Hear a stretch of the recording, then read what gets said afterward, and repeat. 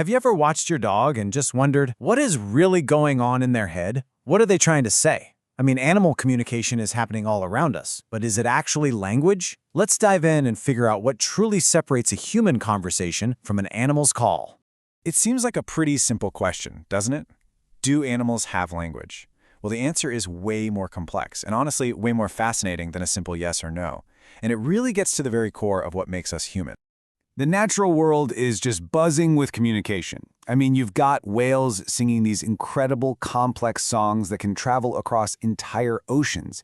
You have bees doing their famous waggle dance, which is basically a super detailed GPS telling their friends exactly where to find the best flowers. Primates use all sorts of facial expressions to show a whole range of emotions. And even ants leave these little chemical trails, like a perfect roadmap leading right to the food. It's sophisticated, it's effective, and it's absolutely brilliant. Okay, so if animals can do all of that, if their communication is so incredibly complex, why are linguists so insistent that they don't have language? That's the big mystery we're going to solve today. What's the secret ingredient they're missing? All right, the first piece of the puzzle is all about biology. It really starts with the physical tools we're all working with, the hardware that runs the whole show. And wow, just take a look at this. On the left, that's a human brain. On the right, a monkey's. The difference is just huge. And it's right here, in the very wiring of our brains, where the story of language really gets going. So it's not just about size, even though, our brains are way bigger. The real secret is in all those wrinkles. See them? Those folds give us a massive amount of surface area, which means more processing power. And this is the big one. We have these specialized zones just for language. You've probably heard of them. Broca's area, which helps us produce speech, and Wernicke's area, for understanding what we hear. You just don't find that kind of specialized real estate in animal brains. And it's not just the brain either. Our whole vocal setup, our toolbox for making sounds, is totally different. We humans have a larynx that sits lower down in the throat, and this incredibly flexible tongue, which lets us make hundreds of different sounds. Most animals, they've got fixed vocal tracts, which limits them to a pretty small menu of barks, chirps, and so on. We also have this fine-tuned voluntary control over our breathing. That's how we can say long, complex sentences. For most animals, breathing is just a reflex. Okay, so we've got the hardware sorted, but the real game changer? That's the software. This is where we make the leap from just simple communication to what we call symbolic language. Yeah, this image right here just nails the whole concept. Over on the left, you've got a monkey giving a signal. It's an alarm call, right? It's immediate, it's instinctive.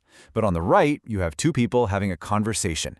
They're using a shared system of symbols, words, to talk about, anything. That's the fundamental jump. And this quote? It explains it perfectly. A vervet monkey has a specific call that means snake. But what that really means is danger right here, right now. A human, though, we can talk about a snake that isn't even there. We can say, hey, if there were a snake on the path tomorrow, what should our plan be? See the difference? We're not just reacting, we're planning and imagining. Here's maybe the best way to think about it. An animal's danger call is like a fire alarm. It's a direct, urgent signal that means one thing and one thing only. Fire, get out. Human language, on the other hand, is the conversation about fire safety. It's the evacuation plan, the talk about prevention, the story about that one time the fire alarm went off because of burnt toast. One is a signal, the other is a whole symbolic system. So, to make all of this official, linguists actually have a set of criteria. Think of it like a test or a checklist that a communication system has to pass before you can call it a true language. And here are the big three. First, you've got productivity, which is really just a fancy word for creativity. Then there's displacement, which is all about talking about things that aren't right here, right now. And finally, cultural transmission, which means the language is learned from others. It's not just built in. So, how do animals stack up when you put them to the test? Let's break it down. Let's start with productivity. We can create an infinite number of new sentences that have never been said before. But a bee's dance? It's a fixed system. They can't just invent a new move to say, hey, watch out for that weird flying object. Okay, what about displacement? We can talk about last year's vacation or our plans for next weekend. Bees get partial credit here because the food they're dancing about isn't right there. But a meerkat can only warn about a threat that's happening right now. And finally, cultural transmission. We learn our language from the people around us. But a bee raised in isolation will still perform the exact same dance. It's pure instinct. So when you look at the scoreboard, it's pretty clear. Only human language passes all 3 tests with flying colors. All right, let's pull all of this together. So, what's the bottom line? We've looked at the biological hardware, we've looked at the conceptual software, and now it's time for the final verdict. And here it is, plain and simple. This is the ultimate takeaway. Communication is everywhere. It's shared across countless species. But language? This incredible, symbolic, creative, and endlessly flexible system? That is the unique, defining characteristic of our species. And look, this isn't just some academic argument. This stuff matters.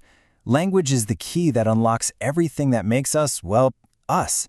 It's what allows us to plan for the future, to share complex ideas, to build entire cultures, and to create everything from epic poems to scientific breakthroughs. So, the next time you talk to your dog, remember this. While their communication is amazing in its own right, you have the power to say anything you can imagine. Language is our ultimate creative tool. It's how we build our world. The only question left is, what will we create with it next?